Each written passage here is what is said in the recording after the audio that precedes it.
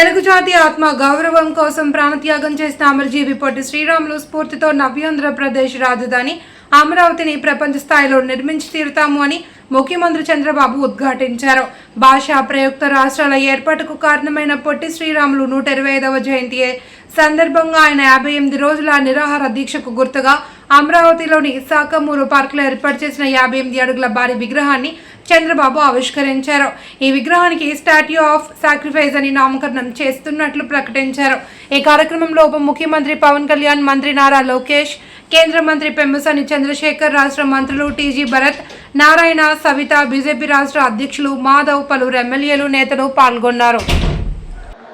తెలుగు జాతి ఉనికి కోసం తెలుగు జాతి ఆత్మగౌరవం కోసం ఆత్మార్పణం చేసిన అమరజీవి పొట్టి శ్రీరాములు గారి 125వ జయంతి సందర్భంగా యావత్ ఆంధ్రప్రదేశ్ ప్రజల తరపున ఆ మహనీయునికి మనస్ఫూర్తిగా నివాళులు అర్పిస్తున్నాం. ఎవరి ప్రాణత్యాగం మీద ఈ రాష్ట్రం ఏర్పడిందో, ఎవరి దేహత్యాగం మీద ఈ రోజున తెలుగు వారంతా స్వేచ్ఛ వాయువులు పీల్చుకుంటున్నారో ఆ మహనీయుని స్మరించుకోవడం మనందరి కర్తవ్యం. మద్రాస్ ప్రెసిడెన్సీలో తెలుగు ప్రజల ప్రయోజనాలను పరిరక్షించుకునేందుకు, ఆంధ్ర ప్రజల ఆత్మగౌరవాన్ని కాపాడుకునేందుకు ఆయన సుదీర్ఘ కాలం చేసిన ఆమర నిరాహార దీక్ష చేసి తద్వారా ఆయన ఆత్మ బలిదానం ఫలితంగానే తొలి భాషా ప్రయుక్త రాష్ట్రంగా ఆంధ్రప్రదేశ్ అవతరించింది. మరిన్ని రాష్ట్రాలకి దారి ఏర్పరిచింది. మన తర్వాత 1955లో ఈరోజు పొట్టి శ్రీరాములు గారంటే